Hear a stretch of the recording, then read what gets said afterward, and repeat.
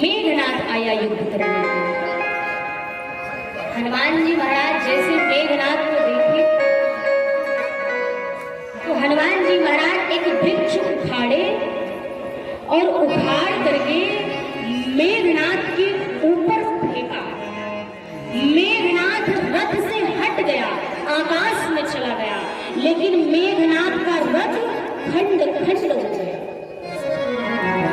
मेघनाथ जाकर आकाश में छिप कर बैठ गया। लड़ूंगा नहीं, बहुत बलशाली है।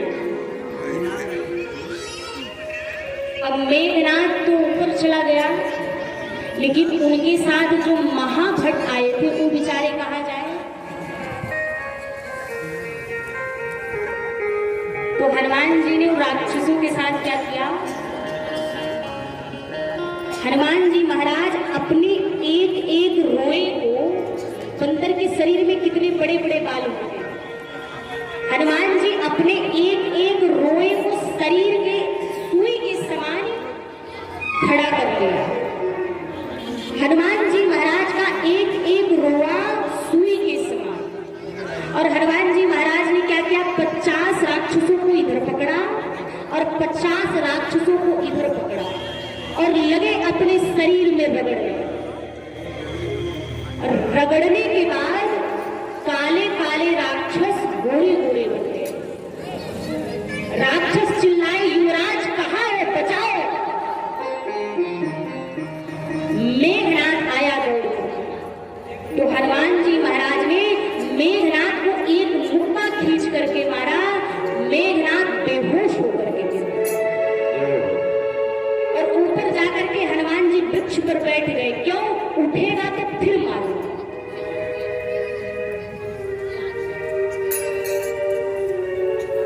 थोड़ी देर बाद मेघनाथ की मूर्छा खुली। धीरे से देखा तो हनुमान जी महाराज ऊपर बैठे, फिर नेत्र बंद कर लिए। उठूंगा तो पक्का मार देगा, बहुत बलशाली है। करूं तो क्या करूं? फिर मेघनाथ के मन में आया कि अब ब्रह्मास्त्र चलाता हूं। जैसा कि आप सबको पता है, आप सब विद्वत जन यहाँ बैठे हैं, किसी भी देवता के अस्त्र शस्त्र का प्रभाव हनुमान जी के ऊपर नहीं पड़ेगा, उनको वरदान मिला है। तो हनुमान जी महाराज ने क्या किया? ब्रह्मास्त्र की महिमा को बचाने के लिए जैसे मेघनाथ ने ब्रह्मास्त्र छोड़ा, जैसे हनुमान जी महाराज देखे ब्रह्मास्त्र मेरी ओर आ रहा है, तो देखते ही देखा कभी मूर्छित गए। देखते ही हनुमान जी महाराज नाटक बना करके मूर्छित होकर के गिर पड़े, केवल और केवल ब्रह्मास्त्र की महिमा को बचाने के लिए। ब्रह्मास्त्र विफल ना हो जाए इसलिए जानबूझ करके मूर्छित होकर गिरे। जब हनुमान जी ने मूर्छित होकर गिरे नाटक बना करके, तब मेघनाथ ने कहा कि अब आया इस पहाड़ के नीचे, उठा करके ले चलो इसको। एक राक्षस ने कहा, सरकार इसका हाथ बहुत खतरनाक है, सबसे पहले इसके हाथ को बांधो। तो नागपाश के द्वारा नागपाश बांधे से ले गए। नागपाश के द्वारा हनुमान जी को बांध करके सारे राक्षस पकड़ करके ले जाने लगे। अब महाराज जब हनुमान जी रास्ते में पहुंचे, हनुमान जी मूर्छित तो है नहीं, नाटक किए, धीरे से अपना आप खोल लिए। अब जैसे राक्षसों ने हनुमान जी को देखा, राक्षस सोचे एक दूसरे को देखने लगे, अरे ये तो जगा हुआ। अब सारे राक्षस प्रार्थना करने लगे, हे हनुमान जी अब मत रगड़िएगा, अब मत मारिएगा, क्षमा कर दीजिए, हम तो चाहते भी नहीं कि आपको लेकर के उठा कर ले जाए, ये मेघनाथ से जबरदस्ती उठवा रहा है। हनुमान जी महाराज ने कहा, एक शर्त पर नहीं मारूंगा। राक्षस बोले, कौनो भी शर्त हो मंजूर है। हनुमान जी महाराज ने कहा, जो बोलूंगा बोलोगे। राक्षस चाहे कुछ भी बोलो बोलो। हनुमान जी महाराज ने कहा चलो सब लोग मिल करके मेरे साथ बोलो। क्या? हनुमान जी महाराज कहते चलो बोलो, राम सिया राम जय जय राम।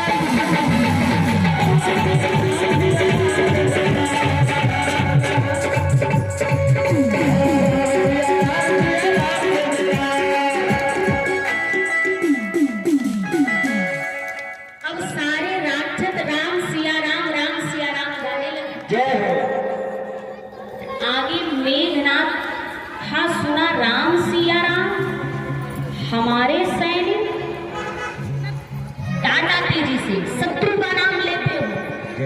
तो राक्षस बोले ले नहीं रहा, लिवा रहा, अपने मन से नहीं ले रहा। इतना हम लोगों को मारा है, इसकी पीड़ा हम ही समझ सकते हैं।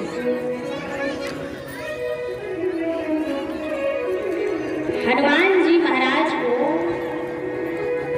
राक्षस ले करके गए रावण के दरबार में।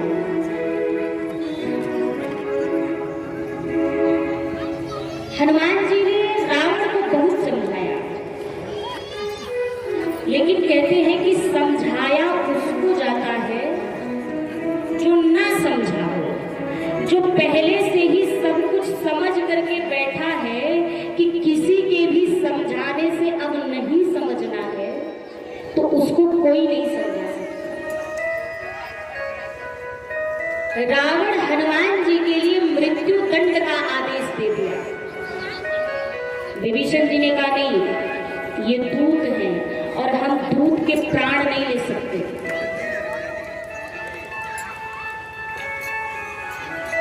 तो रावण सोचा अब क्या करूं? तो रावण ने देखा हनुमान जी अपने पूंछ को लेकर के बड़ा प्रेम कर रहे हैं, अपने पूंछ को बार बार देख रहे हैं। तो रावण ने कहा अच्छा, कप की ममता पूंछ, इसके पूंछ में आग लगा दो। आग लगाने का आदेश दे दिया। सब कहते हैं कि हनुमान जी महाराज ने लंका नगरी में आग लगा दी। महाराज, साधु कभी किसी का घर नहीं जलाता, साधु कभी किसी का घर नहीं जलाता। एक बात बताइए, कपड़ा किसके घर से आया? रावण के घर से। तेल किसके घर से आया? रावण के घर से। माचिस किसने मारा? रावण ने। तो क्या लंका हनुमान जी जलाएंगे? जिसके पूंछ में आग लग जाए वो शांत बैठेगा? जब हनुमान जी के पूंछ में आग लग गई तो हनुमान जी महाराज लगे उलट पुलट करने, और उलट पुलट जब करने लगे तो उसी बीच पूरी लंका जल करके समाप्त हो गई। हनुमान जी महाराज समुद्र में गए, अपने पूंछ की अग्नि को शांत किए और मैया जानकी से चूड़ा मणि लेकर के वापस राम जी के पास लौटे। वहां जब गए, पूरी सूचना सुनाई तो राम जी हनुमान जी महाराज को शाबाशी देने लगे। हनुमान जी महाराज ने कहा प्रभु, मैंने कुछ नहीं किया है, जो कुछ भी किया है आपने किया है।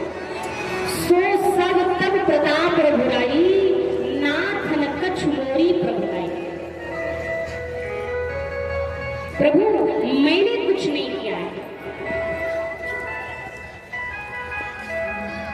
इस घटना के बाद राम जी सबको लेकर के समुद्र के किनारे पहुंचे।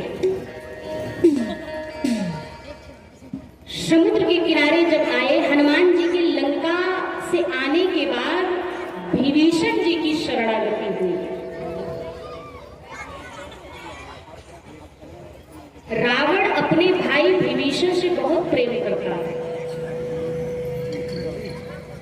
आप बताइए महाराज, जिस रावण के दरबार में, रावण की लंका में वेद मंत्र पर भी पाबंदी थी, भगवान के भजन पर भी पाबंदी थी, उसी रावण के महल में रावण का भाई विभीषण भगवान का मंदिर बना करके बैठा।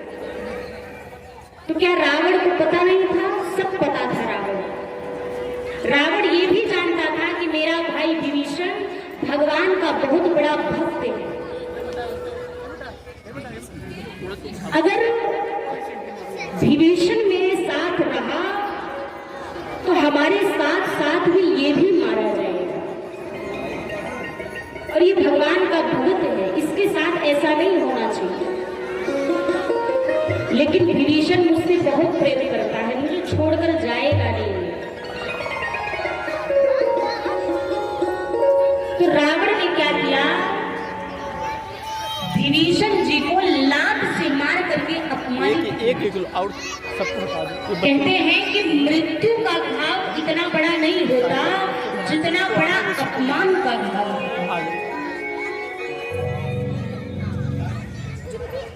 पांव से मार करके रावण ने विभीषण जी महाराज को अपमानित किया, और अपमानित होने पर विभीषण जी भगवान के चरणों में आ गए, भगवान श्री राम के शरण में आ गए। बोलिए रामकृष्ण भगवान की। देखिए हमारा ये पावन प्रांगण गौराणित हो रहा है, पुष्पित पल्लवित हो रहा है। श्री सीताराम जी लक्ष्मण जी महाराज का आगमन हमारे बीच में हुआ है। झांकी के माध्यम से आप सब दर्शन पा रहे हो। बोलिए रामचंद्र भगवान की। सीताराम जी की प्यारी रजधानी लागे, रजधानी लागे, सिया चुरानी लागे,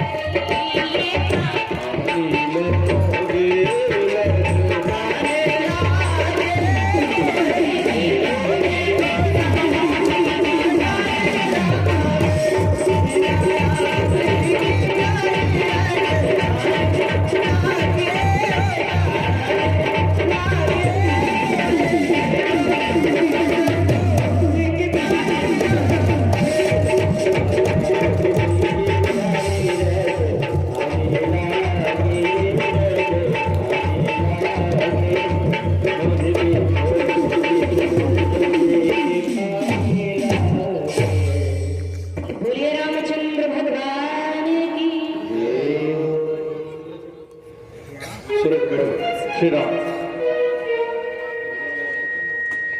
श्री राम श्री राम श्री राम। विभीषण जी की शरणागति हुई भगवान के पास। भगवान श्री राम ने समुद्र का जल मंगा करके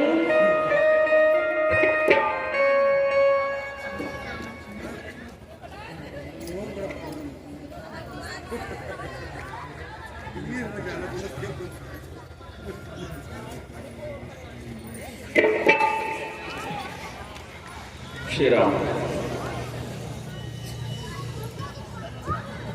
भगवान श्री सीताराम जी आप सभी के बीच में विराजमान है।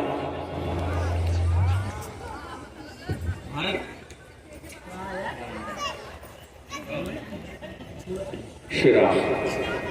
भारत की पवित्र भूमि में ही भगवान 2 बार अवतरित हुए, वो भी उत्तर प्रदेश में। आप कितने सौभाग्यशाली। श्री राम। धन्य अवध सरयू धाम हो, धन्य अवध सरयू धाम हो, जहाँ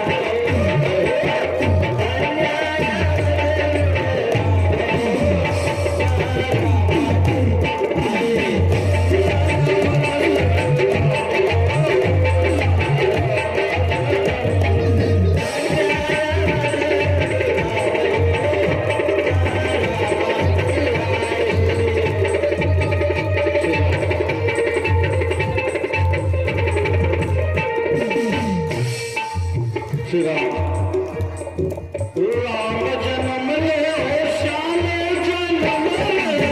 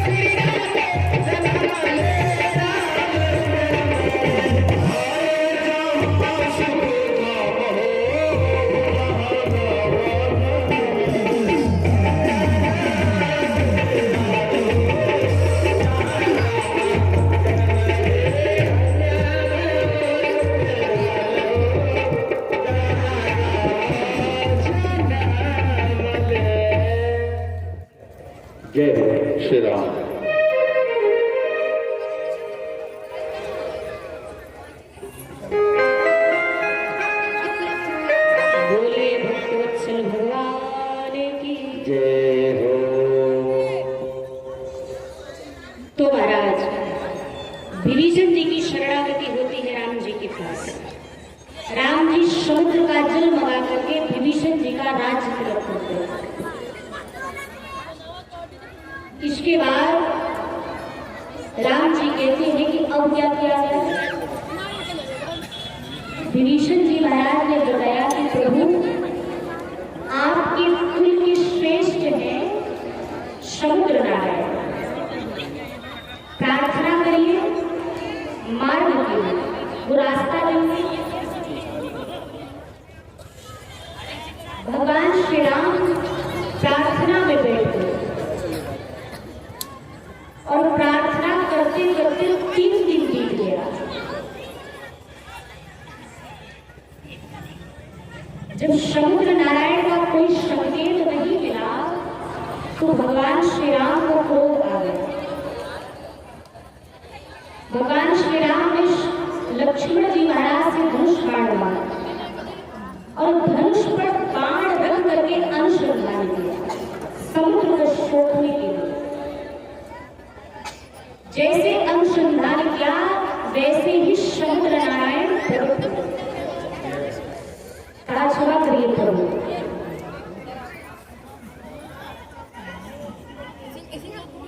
आने में देरी हो गई, लेकिन प्रभु एक बात बताए,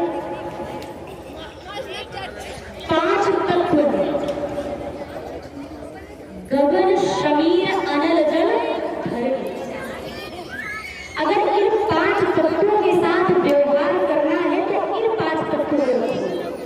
ढोल गवार शूद्र पशु नारी।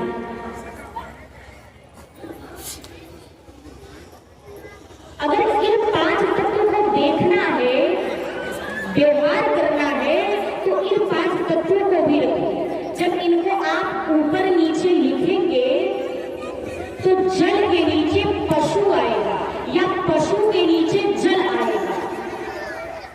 तो प्रभु जिस प्रकार से पशु को बांध के रखा जाता है वही व्यवहार जल के साथ भी होना चाहिए।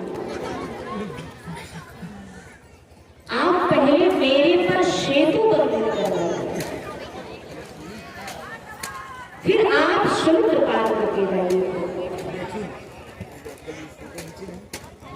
आपके कपि में, आपकी सेना में तो कपि है नल और नील। बचपन में आशीर्वाद मिला है, इनके हाथ से स्पर्श किया हुआ पत्थर समुद्र में तैरेगा। प्रभु मैं भी अपनी ओर से पूरा सहयोग करूं। मैं समुद्र के लहरों को शांत करूंगा। लहरें शांत रहेंगी तो पत्थर बिखरेंगे। मैं भी अपनी ओर से पूरा सहयोग करूंगा। राम जी ने कहा लेकिन अब इस धनुष बाण का क्या करें? आप प्रभु दक्षिण दिशा में राक्षस है, मारिए मर जाएंगे। समुद्र नारायण के कहने पर नल नील के संयोग से सेतु बंधन हुआ। भगवान श्री राम सभी कपियों के साथ समुद्र पार करके गए और जाते जाते सुमेर पर्वत की तलहटी में पहुंचे।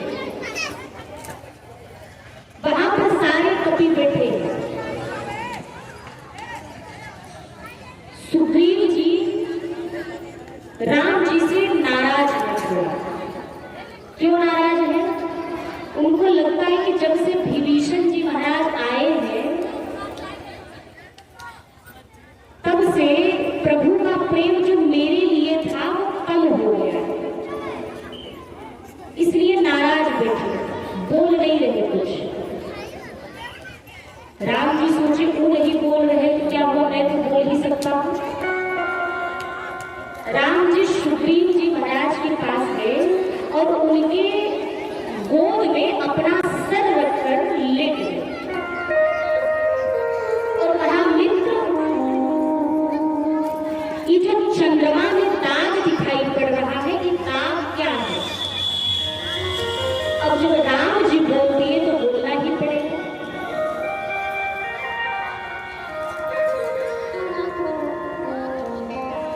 तो सुग्रीव जी महाराज कहते प्रभु मुझे ऐसा लगता है कि पृथ्वी की छाया चंद्रमा में दिखाई पड़ रही है।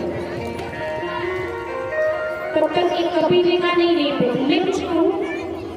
राम जी ने कहा हाँ कहो। कपि ने कहा प्रभु चंद्रमा का भाई है विष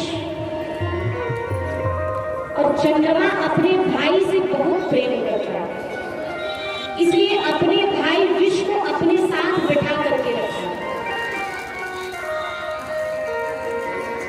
कपियों ने कहा नहीं नहीं ऐसा नहीं है। हनुमान जी महाराज ने कहा प्रभु मैं कुछ कहूं। राम जी ने कहा प्रभु मुझे ऐसा लगता है कि चंद्रमा में आपका ही सांवला स्वरूप दिखाई पड़ रहा है। ये आपका ही सांवला स्वरूप है जो चंद्रमा में दिखाई पड़ रहा है। इतना सुनते ही सारे कपि जय जयकार करने लगे, सब राम जी के नाम का स्मरण जाप करने लगे।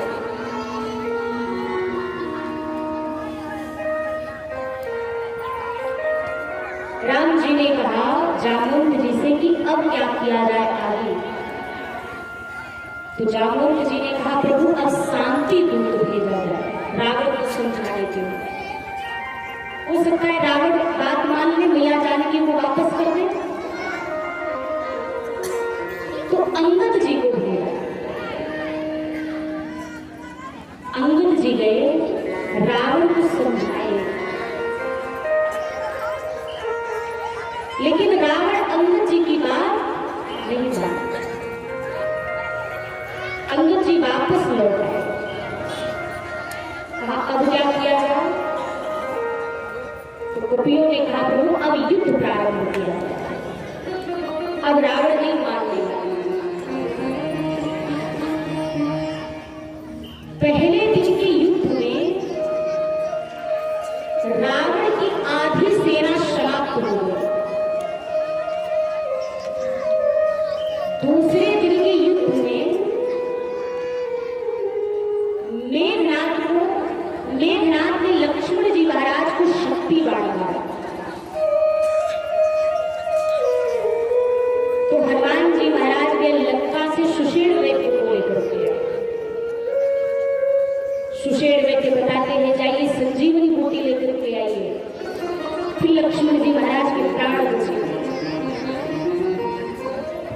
हनुमान जी महाराज जाते हैं तो रास्ते में रावण ने कालनेमी को बिठा रखा, साधु के रूप में कालनेमी बैठा है। हनुमान जी को प्यास लगी तो हनुमान जी रुके।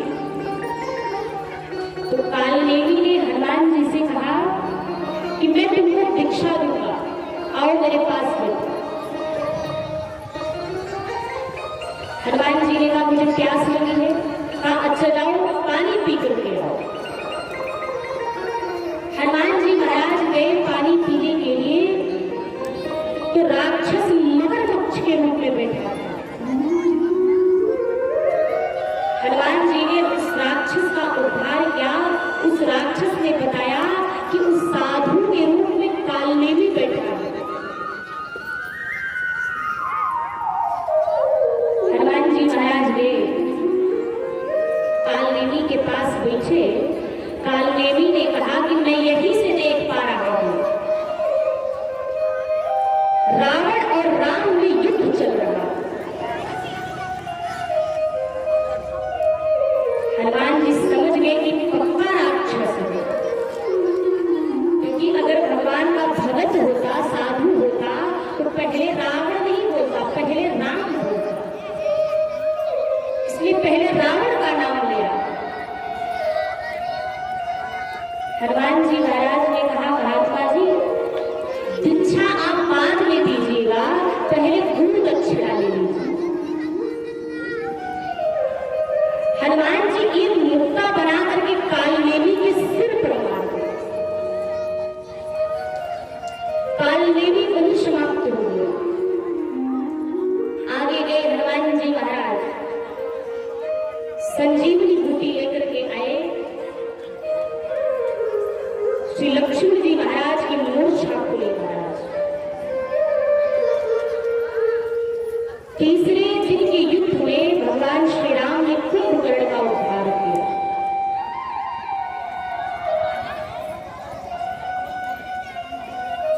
और चौथे दिन के युद्ध में श्री लक्ष्मण जी महाराज ने मेघनाथ का वध किया।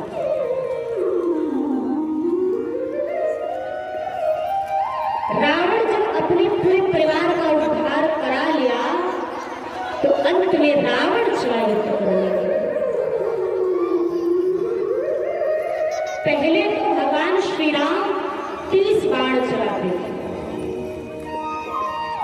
वो 30 बाण जा करके रावण के 10 सिरों को काटता था और 20 भुजाओं को काटता था।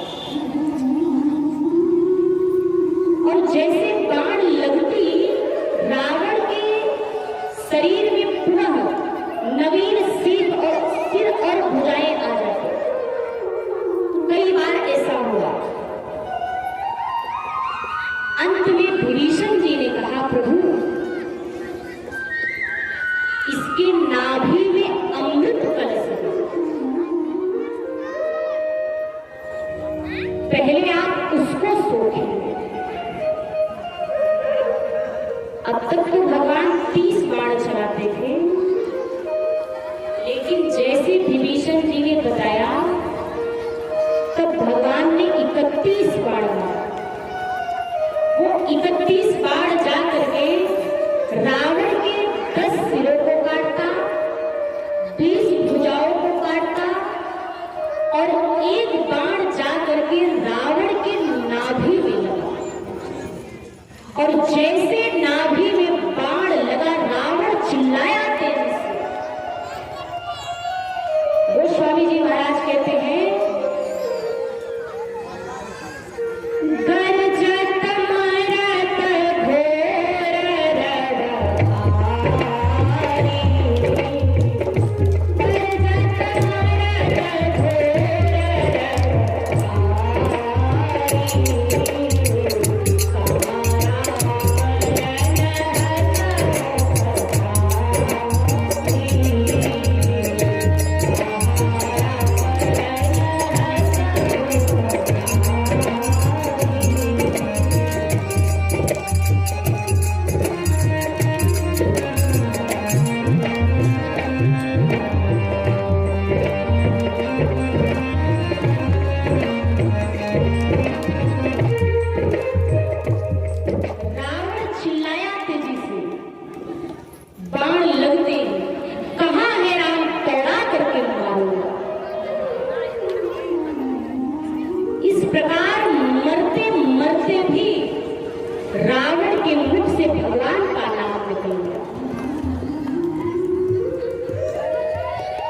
रावण का पूरा आवेश भगवान के मुख में प्रवेश कर गया। भगवान श्री राम ने रावण को गति दी और श्री विभीषण जी महाराज को लंका का राजा घोषित किया। हनुमान जी और लक्ष्मण जी महाराज जाकर के विभीषण जी का राज तिलक करते।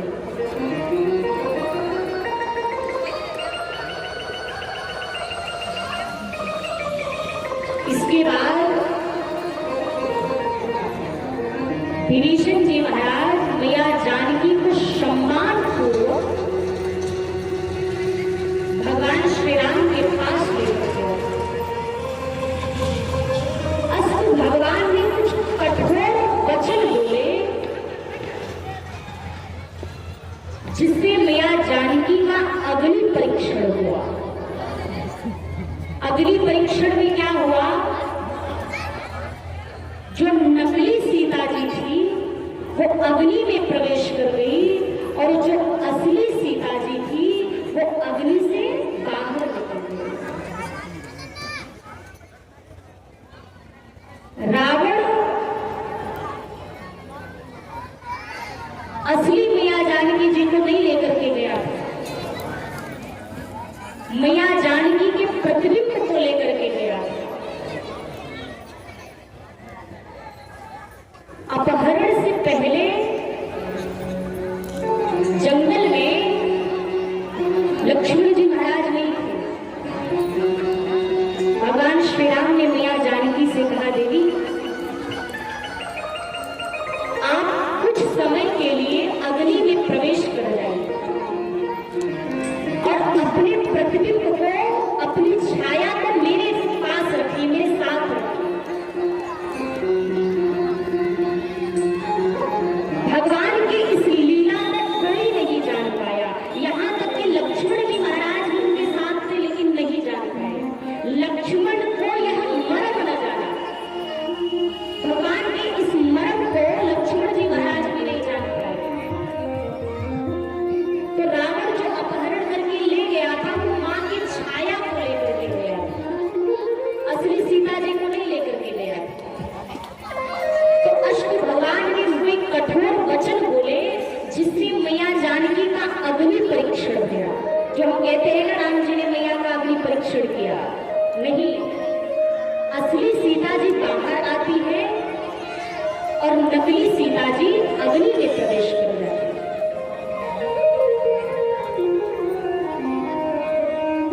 इसके बाद विभीषण जी राम जी से कहते हैं, प्रभु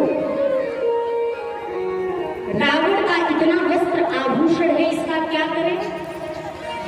तो भगवान श्री राम ने कहा, पुष्पक विमान में भर करके सब लुटवा दो, दान करो। रावण का वस्त्र आभूषण पुष्पक विमान में भर करके विभीषण जी ने सब तरफ लुटवा दिया, फिरवा दिया।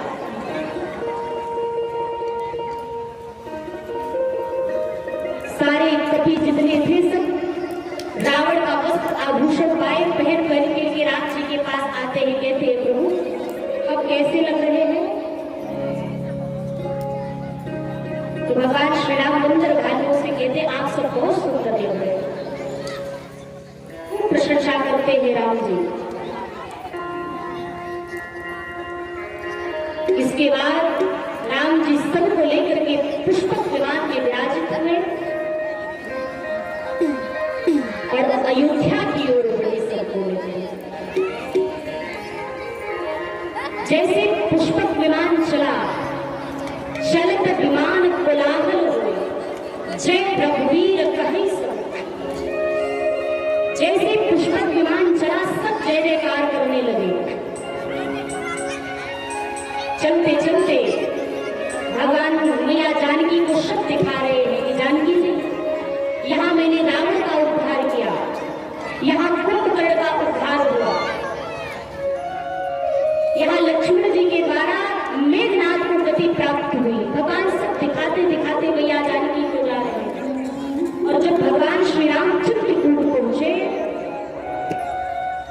चित्रकूट में आकर भगवान हनुमान जी से कहते हैं, हनुमान जी आप अयोध्या जाइए, एक दिन का शेष समय और बचा हुआ, अगर देरी हो गई तो कहीं भरत अपने प्राण का त्याग न कर दे, इसलिए आप जाइए, भरत को सूचना दीजिए कि उनके भैया वापस आ रहे हैं। हनुमान जी पहुंचे श्री अयोध्या नगरी में, देखा नंदी ग्राम में भरत जी तपस्या कर रहे, रो रहे। राम जी के लिए रो रहे भरत जी, कि लगता है कि अब भैया वापस नहीं आएंगे। इतने में हनुमान जी पहुंचे और कहते, विभीषण जी क्यों रो रहे हैं?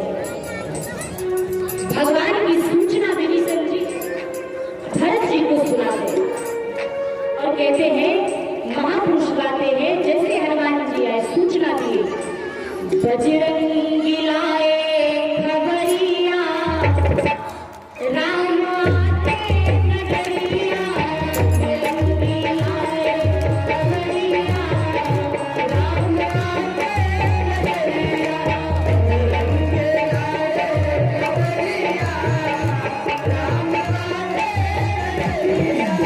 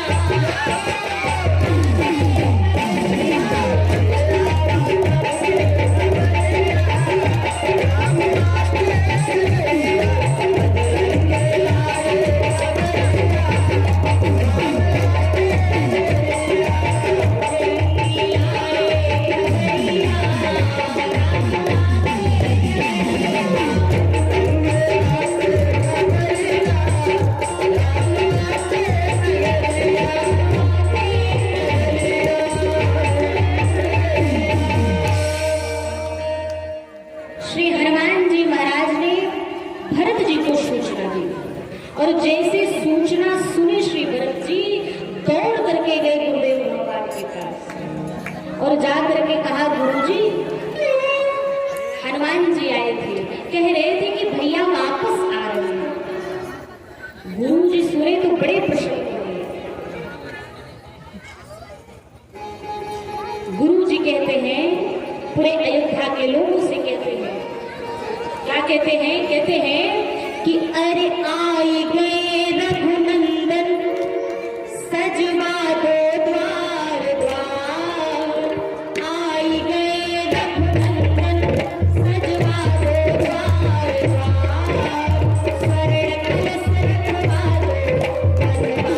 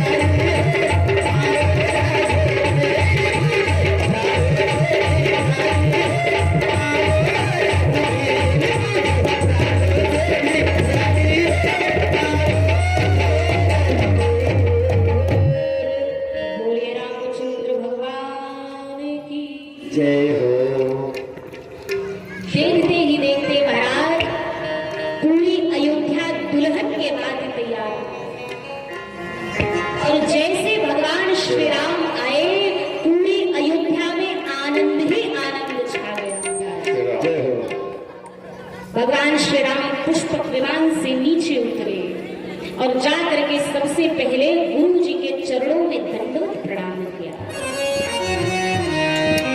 सभी श्रेष्ठ जनों को प्रणाम किया, ब्राह्मणों को प्रणाम किया। उसके उसके बाद चारों भैया परस्पर मिलन करते हैं।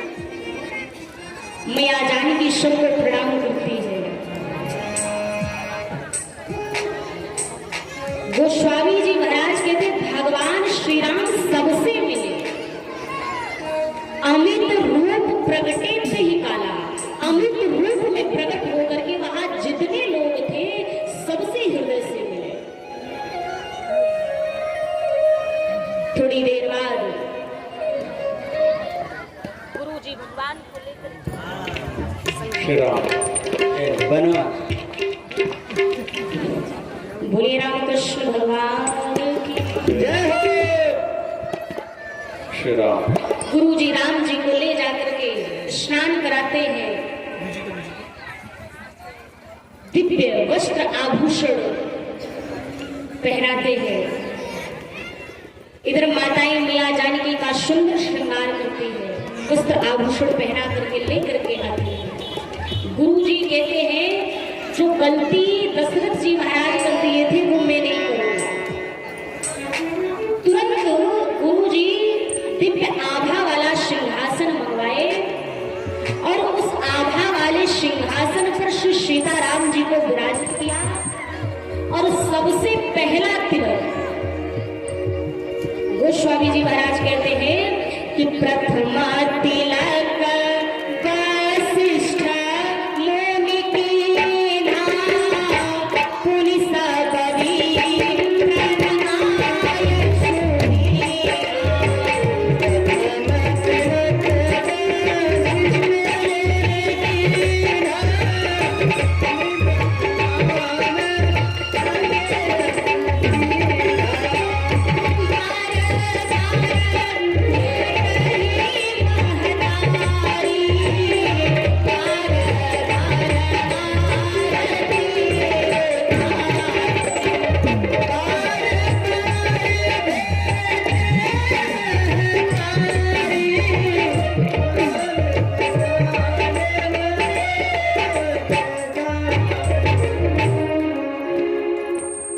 सबसे पहला तिलक गुरुदेव भगवान वशिष्ठ जी महाराज करते हैं।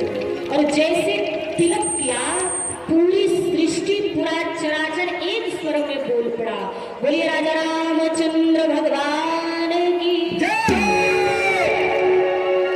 मैया जानकी की।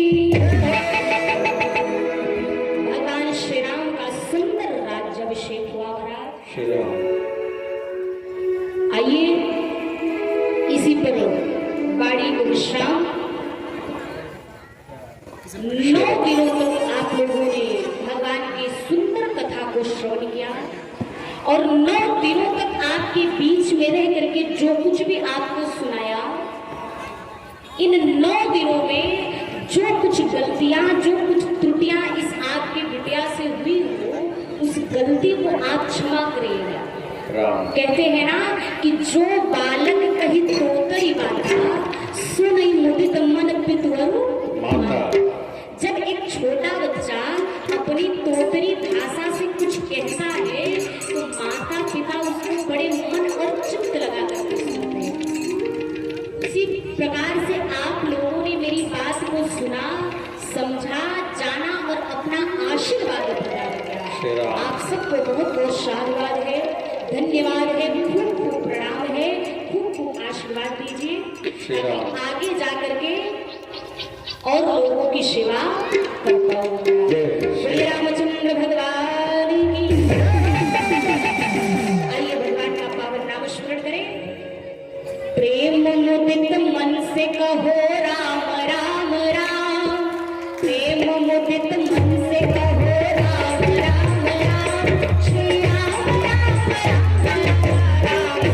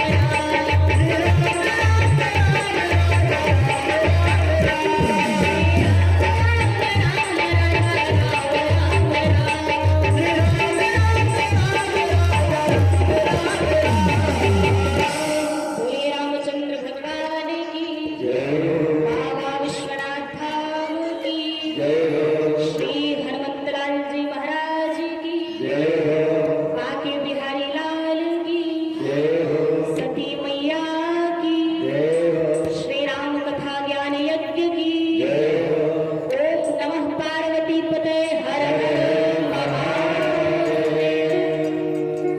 श्री राम श्री राम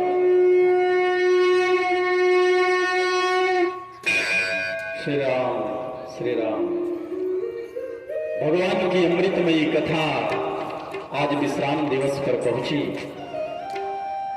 भगवान की इस पावन गाथा को श्रवण कराते हुए पूज्य श्री ने आज हम सभी बंधुओं से, माताओं से, प्यारे बच्चों से, पिता बंधुओं से, भगवत प्रेमी सज्जनों से सबसे करबद्ध निवेदन किया, प्रणाम किया कि कहीं त्रुटि हो तो क्षमा करेंगे।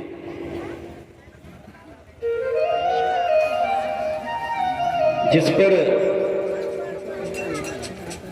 करुणा निधान दीन बंधु भगवान की कृपा हो इतनी, उससे तो अंश मात्र ही त्रुटि नहीं हो सकती। इतनी बाल्यावस्था में परमात्मा की इतनी कृपा बरस रही है। मां सरस्वती आपके श्रीकंठ में विराजमान है। विशुद्ध भाषाओं का प्रयोग करते हुए अपनी अविरल वाणी से सबको भगवान की भुवन पावनी अमृत वर्षा कथा का जो रसा स्वादन आपने कराया है, हम सभी भगवत प्रेमी आपका सदैव ऋणी रहेंगे। आप सभी भगवत प्रेमी बंधुओं के बीच में से ही कुछ भगवान के अनन्य प्रेमी भक्तियों ने सहयोग किया हुआ है।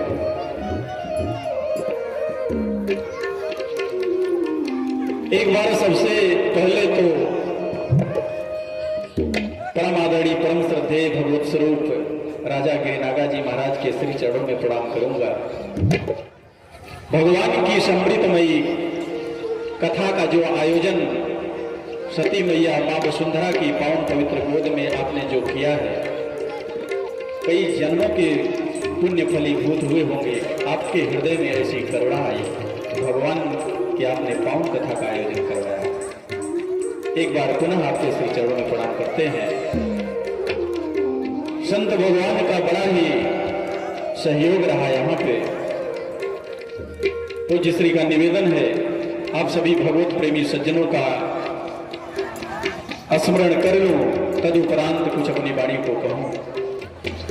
151 रुपए परम आदरणीय श्री बिंद्रा प्रसाद कुल्लू हियातगंज की पावन भूमि से, 101 रुपए श्री विजय नारायण शर्मा जी खरभान कुटुरु कला की पवित्र भूमि से, 151 रुपए श्री लक्ष्मी शर्मा कुटुरु कला की पवित्र भूमि से और 101 रुपए श्री नागेश मिश्रा कुटुरु कला की भूमि से, 1100 रुपए श्री अभिनय सिंह अध्यापक पत्रकार पुत्र श्री रामदुलार सिंह कुटुरु कला की पवित्र भूमि से, 201 रुपए श्री बबलू प्रजापति पुत्र परशोत्तम प्रजापति कुटुरु कला की पावन भूमि से, 501 रुपए श्री पप्पू यादव कुटुरु कला की पावन भूमि से,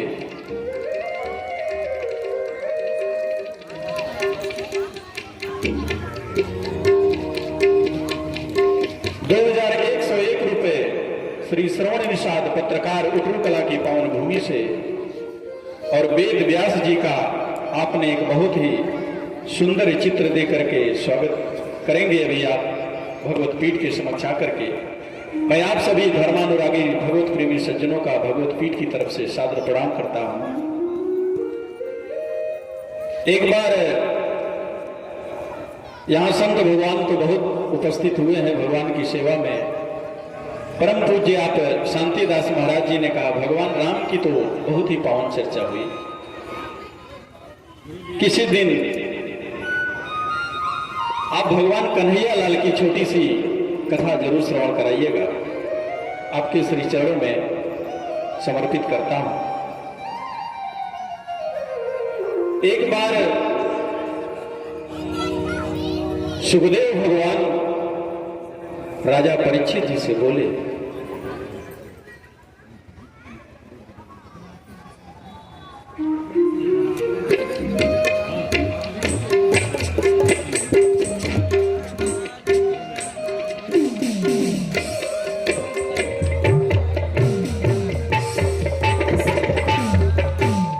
क्षमा चाहते हुए एक बार पुनः परम आदरणीय ओमकार मिश्रा पत्रकार दैनिक जागरण से, अभिनव सिंह पत्रकार दैनिक भास्कर से, सूरज जायसवाल जी स्टेट न्यूज इंडिया लाइव, ये भगवत सेवा जो प्रोग्राम है ये लाइव चल रहा है।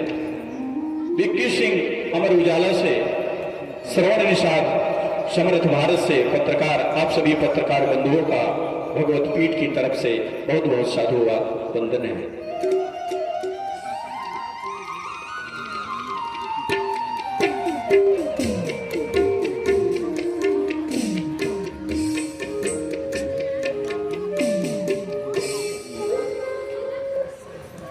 उमा सुनहु सोई जीव अभागे, हरित जी भयहु विषय अनुरागी। भगवान के श्री चरणों से दूर होकर के जो जीव विषय में रति रखता है, भोले बाबा कहते मैया वो जीव बहुत ही अभागे हैं। सबको यह सौभाग्य जीवन में नहीं उपलब्ध हो पाता कि भगवान की इस पावन कथा का श्रवण लाभ प्राप्त कर पाए। पूज्य श्री ने भगवान की कथा में कहते हुए विभीषण जी से जैसे ही हनुमान जी मिले, एक बार पुनः क्षमा चाहता हूं, परम आदरणीय 501 रुपए श्री राकेश सिंह पिंटू, ग्राम बरैया, सिंगरा मऊ की पवित्र पावन भूमि से भैया ने आपने भगवत सेवा में समर्पित किया हुआ है। 501 रुपए परम आदरणीय श्री राकेश विश्वकर्मा जी, करासैनी की पवित्र भूमि से भगवत सेवा में आपने समर्पित किया हुआ है। भगवत पीठ की तरफ से आपके श्री चरणों में चरण वंदन है, साधुवाद है, धन्यवाद है।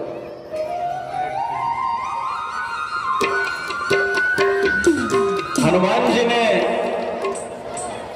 विभीषण जी से परिचय कराया जब कि मैं कौन हूं, तो विभीषण जी ने कहा मैं तो राक्षस कुल का हूं, परमात्मा मुझे स्वीकार करेंगे कि नहीं करेंगे। तो हनुमान जी ने कहा, असमय अधम सखा सुनो, मोह पर रघुबीर,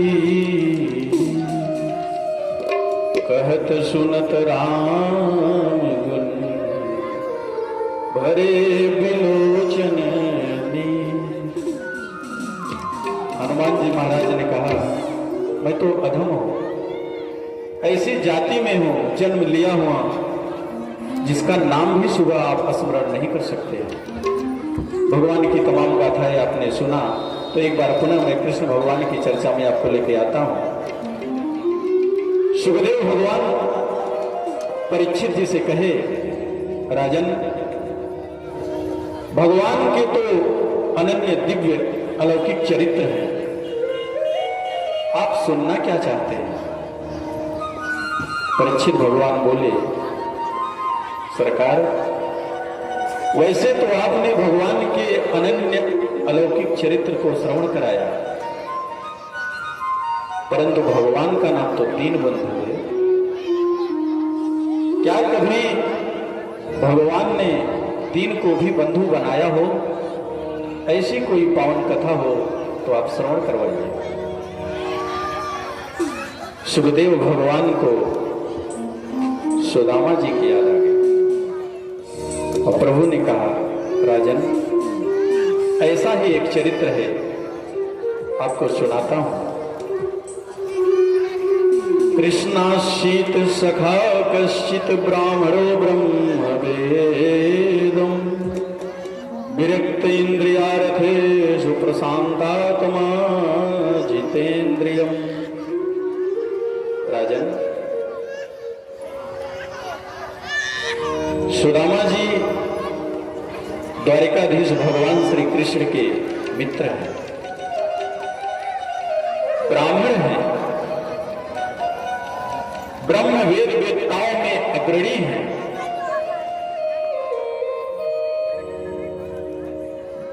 इंद्रियों के विषयों से विरक्त रहने वाले जीव हैं, परम जितेंद्रिय हैं।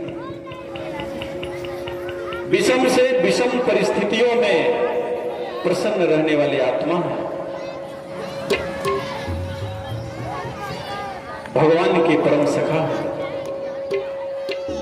ऐसा परिचय सुखदेव भगवान ने परीक्षित को करवाया। परंतु उनकी जो देवी है पत्नी सुशीला देवी थोड़ी सी दरिद्र है। सरकार सुदामा जी के इतने आभूषणों से सुशोभित करते हुए सुखदेव भगवान ने कहा, परंतु उनकी पत्नी सुशीला जी को दरिद्र क्यों कहा? निवेदन करूं, अगर पति मास्टर हो तो पत्नी डॉक्टर हो तो, पंडित हो तो, अगर डाकिया हो तो आप अनुमान लगा लीजिए। सुखदेव जी की दृष्टि में दरिद्र वह है जिसकी तृष्णा बढ़ी हुई है, जो अपने जीवन में असंतुष्ट है, वही दरिद्र है। भिक्षुक और भिखारी में यही भेद होता है। भिक्षुक के पास कुछ भी नहीं रहता और कुछ चाहिए भी नहीं। संत भगवान को भिक्षु कहा जाता है। साधु का वेश भी भिक्षु का ही होता है। दिन रात भजन करते रहते, तीव्र इच्छा हुई भूख की, किसी द्वार पे चले गए, जो भी पाया प्रसाद पा लिया, जय सिया राम। परंतु भिखारी के पास भी कुछ भी नहीं होता, परंतु उसके मन में बहुत कुछ पाने की इच्छा रहती है। सुदामा जी के इसी चरित्र को देख करके भगवान ने कहा, यह तो मांगेगा नहीं कुछ। तो एक दिन साधु का वेश बना करके भगवान सुदामा जी के द्वार पर ही पहुंच गए। सुदामा जी के द्वार पर पहुंचे और भगवान ने अलख जगाई, भिक्षाम देहि। मैया बाहर आई, बोली सरकार हमारे यहां तो सूतक लगा हुआ है, भिक्षा नहीं दे सकती। भगवान बोले सूतक लगा हुआ है, क्या हुआ? बोले महाराज पुत्र पैदा हुआ है। अच्छा अच्छा, क्या नाम रखा है? बोले दारिद्र देव। पहले से ही अधिक दरिद्रता थी, जब से पैदा हुए और भी अधिक दरिद्रता है। भगवान बोले देवी यह तो सुदामा जी का घर है। मैया बोली हाँ सरकार, आप हमारे पति को भी जानते हैं? कहें अरे उनको तो हम तब से जानते हैं जब भगवान संदीपनी के आश्रम में भगवान श्री कृष्ण के साथ शिक्षा ग्रहण करते थे गुरुकुल में। कहें सरकार वैसे तो दीन दुखियों पर कोई दया नहीं करता, जानता नहीं, बड़ी कृपा है आप इन्हें जानते हैं। दीन ही सबको लखत है, दीन ही लखे न कोय, और जो रहीम दीन ही लखे, दीन बंधु सम। देवी आप अपने पति से कहिए कि द्वारिकाधीश भगवान जो परम सखा हैं उनके द्वार पे चले जाएं, उनके दर्शन कराएं, उसी दिन से आपकी सारी दरिद्रता समाप्त हो जाएगी। धर्मपत्नी जी ने आकर के अपने पतिदेव से कहा, सरकार द्वारिकाधीश आपके मित्र हैं? देवी ने कहा हाँ, परंतु आपको बताया किसने? कोई भी बताया हो, परंतु यह बात सत्य है कि नहीं आप ये बताइए। सुदामा भगवान ने कहा सत्य तो है देवी, परंतु मानेगा कौन मैं बताऊं तो? वैसे भी दीन दुखियों की बातों को कौन भरोसा करता है? सरकार जो भी हो, एक बार आप अवश्य दर्शन कराइए भगवान के। सुदामा जी चले वहां से, कहीं महापुरुषों के यहां जाते हैं तो खाली हाथ नहीं जाना चाहिए। 4 ब्राह्मणों के घर जाकर के एक एक मुट्ठी चावल मांग करके मैया लाई, सुदामा महाराज जी को दिया और वही लेकर के प्रभु के धाम पधारे। चलते चलते थक गए, एक वृक्ष के नीचे सो गए और भगवान की ऐसी करुणा हुई कि निद्रा भंग हुई तो सरकार दिव्य द्वारिका में ही पहुंच गए। और पहुंचे वहां तो देखे बड़े बड़े भवन। एक राहगीर आ रहा था, उससे पूछे, भैया राम राम, यहां से द्वारिका कितनी दूर पड़ेगी? बोले गजब हो भैया, द्वारिका में ही खड़े होकर के पूछते हो द्वारिका कहाँ है? अरे ये बताओ किसके यहां जाना है? बोले सरकार कन्हैया के यहां जाना है। बोले कन्हैया? अरे कोई और तो पता होगा। मैं भैया और तो नहीं जानते, लेकिन वो यहाँ का राजा है। कहीं सरकार ऐसे नाम नहीं लिया जाता उनका, वो हमारे राजा हैं, बड़े आदर और विशेषणों के साथ उनका नाम लिया जाता है। कहीं बताओ भैया। कहीं श्री श्री 1008 द्वारिकाधीश जगन्नाथ मधुसूदन सीताराम श्री राम कृष्ण चंद्र महाराज की जय। इतने लंबे चौड़े नाम सुनकर के सुदामा जी डर गए। कहे भैया उनका पता तो बता दो, घर दिखा दो। कहे महाराज ये जो बड़े बड़े महल दिखाई दे रहे हैं सब उन्हीं के। आगे चले सुदामा जी, रास्ते में द्वारपाल मिला भगवान के प्रसाद के पहले। द्वारपाल से पूछे कि हमें कन्हैया जी के दर्शन करवा दो।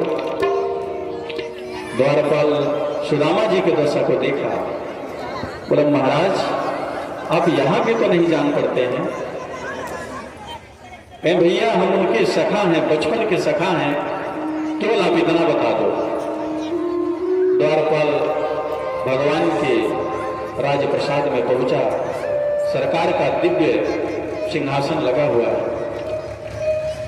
करबद्ध निवेदन करते हुए द्वारपाल जी ने बोला, भगवान आज एक ऐसी विभूति आई हुई है जो बहुत ही विचित्र है। इसके पहले इस दिव्य द्वारिका में उसके दर्शन नहीं हुए थे। द्वारपाल कहते हैं, शीश पगा न झगा तन में, प्रभु जाने कुराई बसो ही ग्राम। धोती फटी सी लटी दुपटी, अरु पाय हो पान है की नई शाम। द्वार खरो ब्रिज दुर्बल एक, रहो चकिसो वसुधाय अभिरामा। पूछत दीन दयाल को धाम, बतावत आपन नाम सुदामा। सरकार सुदामा कह रहे हैं।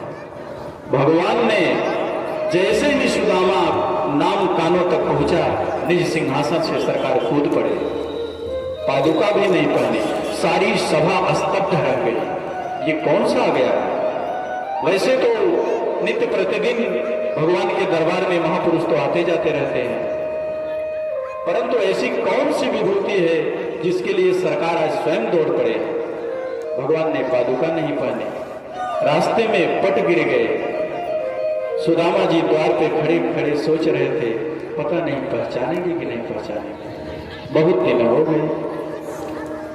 भगवान ने जैसे ही दूर से सुदामा जी को देखा, तोड़ करके पकड़ करके भगवान सुदामा जी को अपने हृदय से लिपटा लिया। बोलिए भक्तवत्सल भगवान की। भगवान जैसे वहां से चले, सारी सभा स्वागत करने के लिए तैयार हो गई।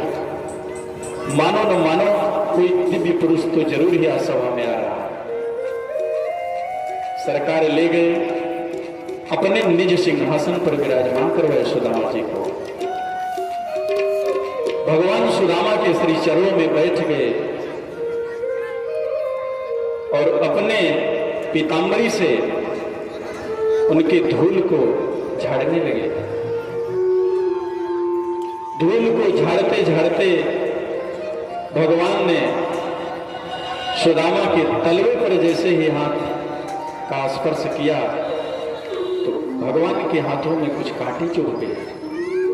प्रभु ने जैसे ही देखा सुदामा के तलवे में असंख्य कांटे चुभे हुए थे। भगवान ने उन कांटों को निकालना शुरू किया और कांटे निकालते निकालते उससे रक्त भी निकलने लगे। इस रक्त रंजित सुदामा जी के चरण को देख करके भगवान द्रवीभूत हो गए। जैसे बेहाल बेवाइन सो पग कंटक जाल लगे पुनि जोए, आय महादुख पाय सखा तुम आए तय न कितय दिन को। देख सुदामा की दीन दशा, करुणा करके करुणा निधि रोए, पानी परात को हाथ छुओ नहीं, नैनन के जल सो पर धो। भगवान के दोनों नेत्र सजल हो गए। उस दोनों नेत्रों से जो अविरल धारा निकली, सुदामा जी के चरण वहीं से प्रक्षालित हो गए। मैया रुक्मिणी को भगवान ने आदेश दिया, आप जल लेके आइए। जल लेने में विलंब हुआ, सारी क्रियाएं यहां समाप्त हुई। भगवान सुदामा जी को ले जाकर के अपने निज सिंहासन पर निज शयन कक्ष में विराजमान करवाए। भगवान के दिव्य सिंहासन पर जैसे ही सुदामा जी विराजमान हुए, परमानंद में लीन हो गए। भगवान चरण सेवा कर रहे हैं। लक्ष्मी जी अपने मन में विचार कर रही हैं, न जाने इस ब्राह्मण ने कौन सा पुण्य किया होगा जो परमात्मा इसे ऐसा सौभाग्य प्रदान कर रहे हैं। सुखदेव भगवान परीक्षित से बोले, परीक्षित कर लो दर्शन। स्वयं नारायण जिसकी चरण सेवा कर रहे हो और लक्ष्मी जी जिसको पंखा कर रही हो, आज कौन कहेगा सुदामा दरिद्र है। भगवान ऐसे ही दीनबंधु नहीं है। सरकार की जिस पर कृपा होती है करुणामयी, परमात्मा स्वयं उसको बुलाते हैं या शीघ्र ही उपस्थित हो जाते हैं। इसी पर अपनी बाड़ी को विराम देते हुए श्री राम एक भजन आपकी सेवा में समर्पित करते हुए हमारे संदीप भाई, बस करे भाई, घरवा तो रोज जाइए, 1 घंटे और समय दे दो। आइए, बहुत कर ली सबके लिए, कुछ अपने लिए भी कर ले भैया, बहुत हो गया, सब कुछ यही रह जाएगा। भजन करा होई तब न होई हो, भजन करा होई तब न होई हो, जगतिया में कोई नहीं असना। होई तब न होई हो, जगतिया में कोई नहीं असना।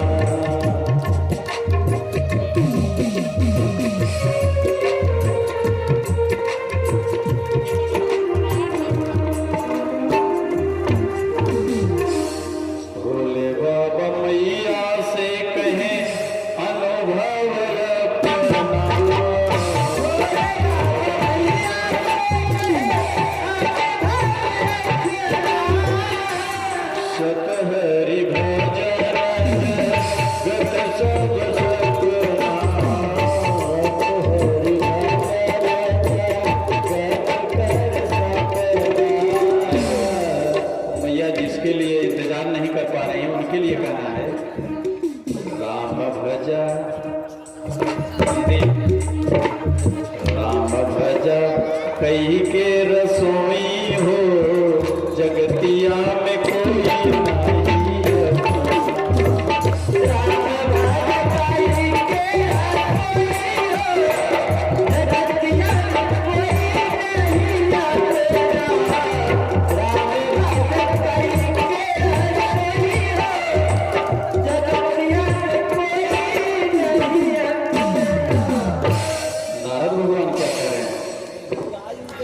कहूँ कवन प्रभु कय हरि कहव कवन प्रभु कय हरि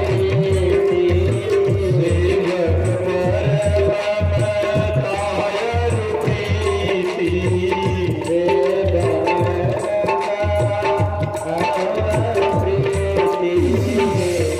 अब यही मंत्र है सेवा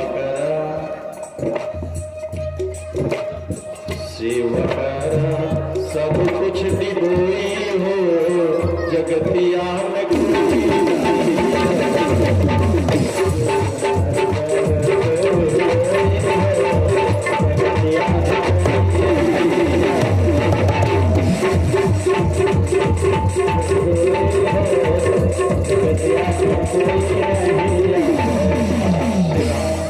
जिनकी पावन कथा भैया मीठे मीठे चलते रहिए। जिनकी पावन कथा आपने 9 दिनों तक श्रवण किया, भगवान तुलसीदास क्या कर रहे हैं? कहीं गए गोसाई बाबा राम कथा गाय के, कहीं गए गोसाई बाबा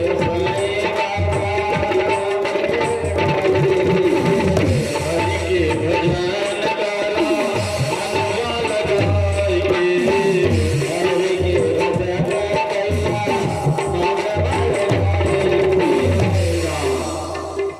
हरि के गोसाई बाबा राम कथा गाय के और हरि के भजन करा मनवा लगाई की काहे कि यही से उधार तो हर होई हो जगतिया में कोई नहीं।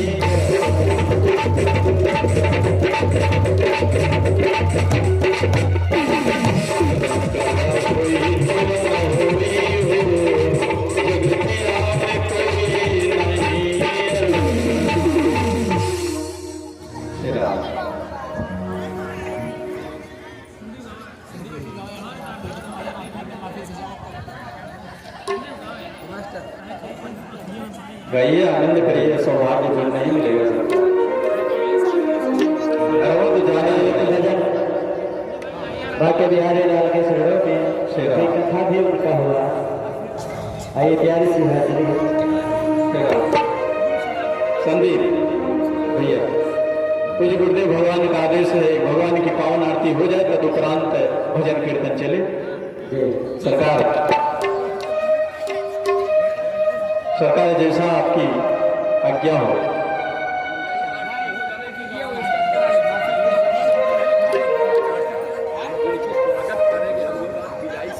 जी सरकार।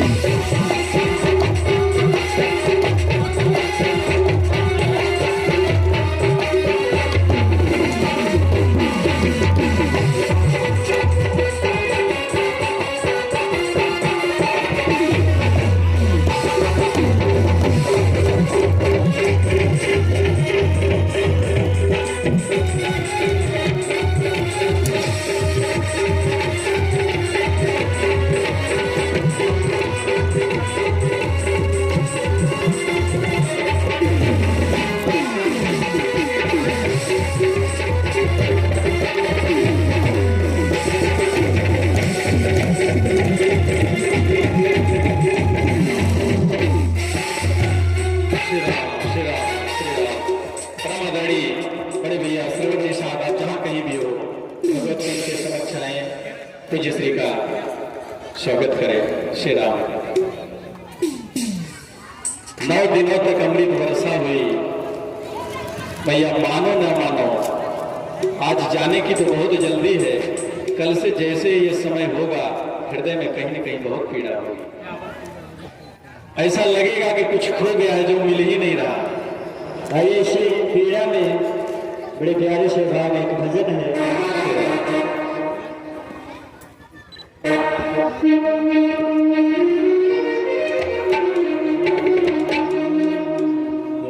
मिलन कुछ पलों का हमारा तुम्हारा रही जिंदगी तो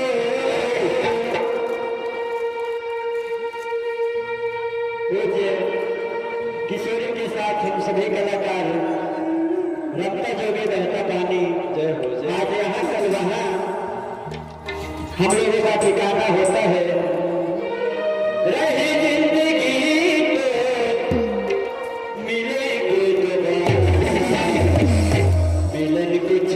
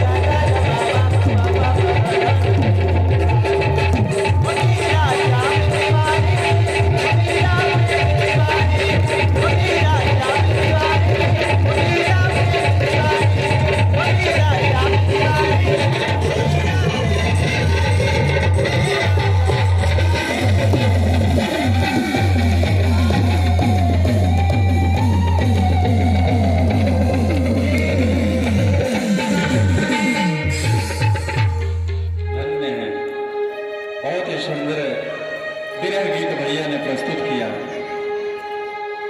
भगवान की पावन आरती होने जा रही है। आप सभी लोग सकुशल अपने अपने निज स्थान पर खड़े हो जाएंगे।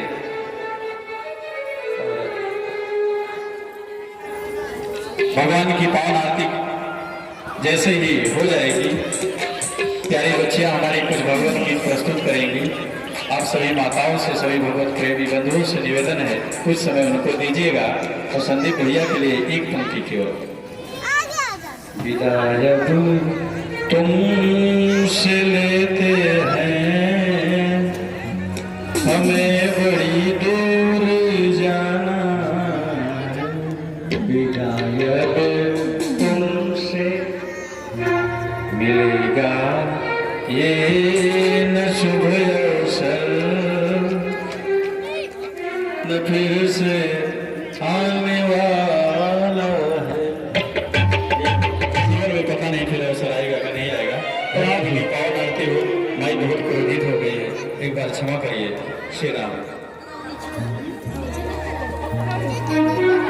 भैया क्षमा कर दे, हम नहीं बोलोगे एक शब्द नहीं। श्री राम।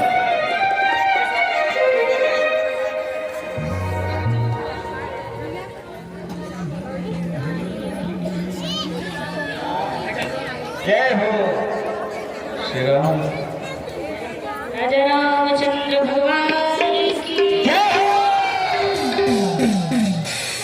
अपने राम जी की आरती उतारा है सखी, अपने राम जी की आरती उतारा है सखी, अपने राम जी की आरती उतारा है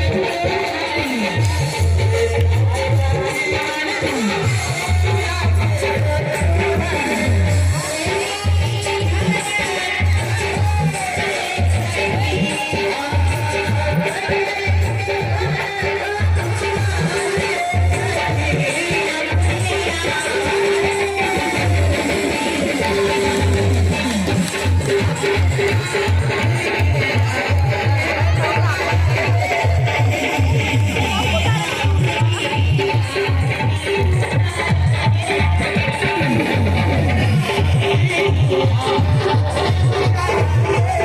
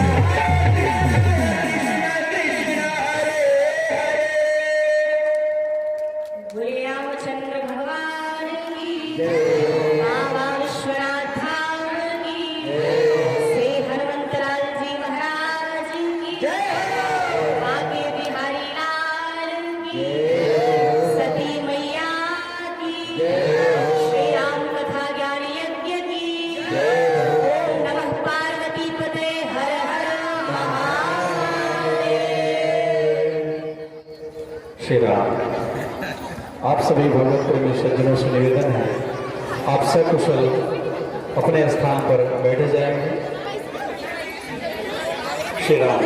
कुछ भगवत प्रेमी सज्जनों ने भगवान श्री सीताराम जी के पावन सानिध्य में अपना सहयोग दिया हुआ है। परम आदरणीय श्री सत्येंद्र सिंह जी उटरू कला की पवित्र पावन भूमि से भैया ने 201 रुपये का सहयोग किया हुआ है। 2000 रुपये परम